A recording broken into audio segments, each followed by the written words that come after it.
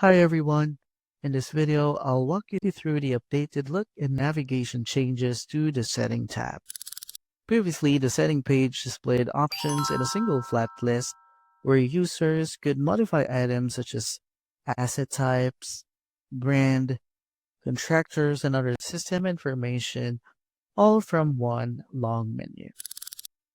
With the new update, the Setting tab has been reorganized into 10 group sections to make navigation cleaner, faster, and easier to manage. Now, when you open the setting page, related options are grouped together into dedicated categories.